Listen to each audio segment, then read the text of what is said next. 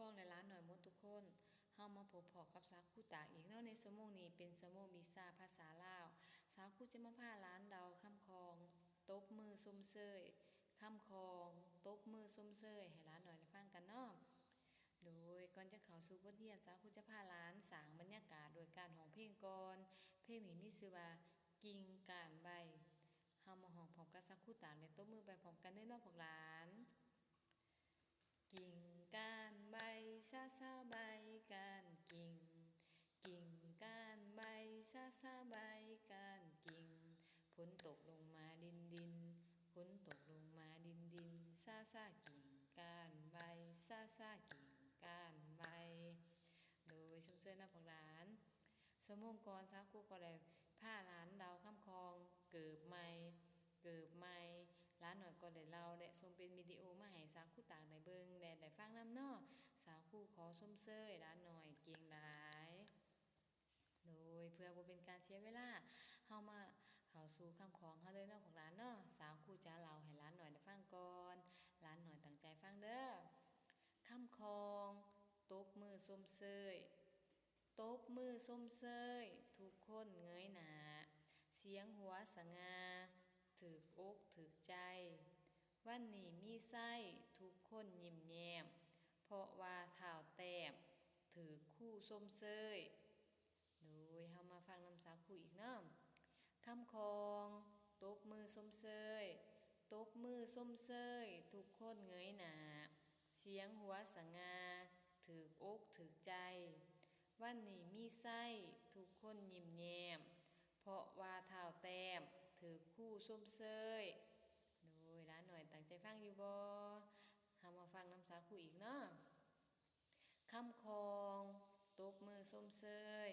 ตบมือส้มเซยทุกคนเงยหน้าเสียงหัวสง่าถือกอกถือใจ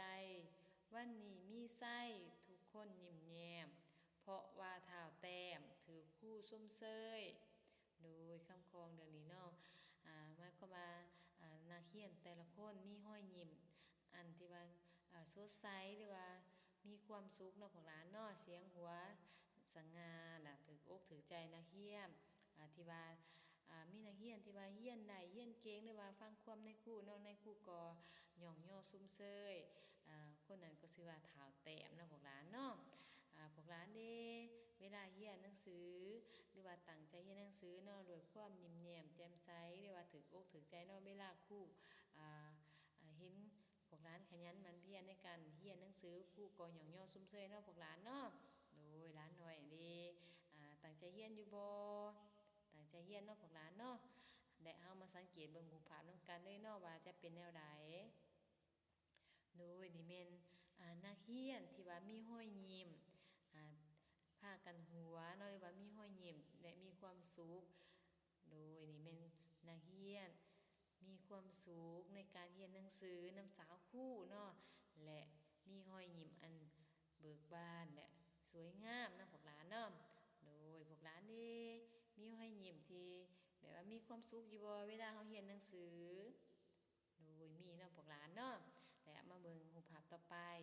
และเวลาเรียนอยู่ในห้องเรียนถ้าว่านักเรียนที่ว่ามีความสามารถหรือว่ากะในการตอบคำถามในครูสาวครูเนาะก็ให้ย่อมือตอบคำถามแล้วก็เว้านำสาวครูหรือว่าในครูเนาะในครูก็ย่องย่อซุ่มเซยว่าหลานน้อยนักเรียนคนนี้เนาะหรือว่าชื่อว่าเฒ่าแต้มเป็นนักเรียนที่ว่าเก่งและมีความสามารถครูก็ย่องย่อซุ่มเซยนะพวกหลานเนาะหลานน้อยเด้อยากเป็นนักเรียนเก่งหรือว่ามีความสามารถอยู่บ่คือกับเฒ่าแต้มหลานต้องมีความกะหาญเนาะมีความสามารถในการที่จะตอบคำถาม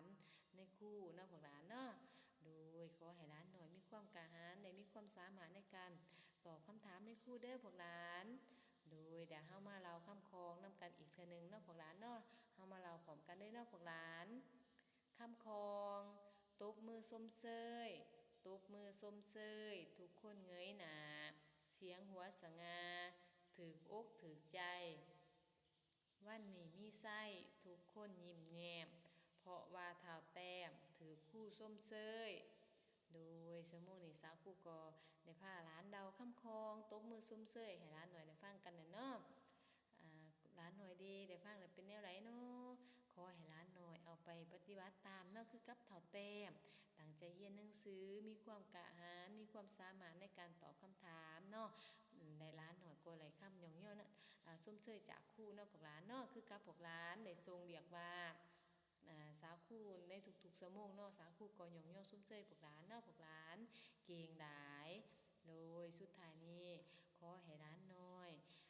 ตั้งใจเรียนหนังสือเด้อเป็นเด็กขมูของพ่อแม่และจงมีสุขภาพ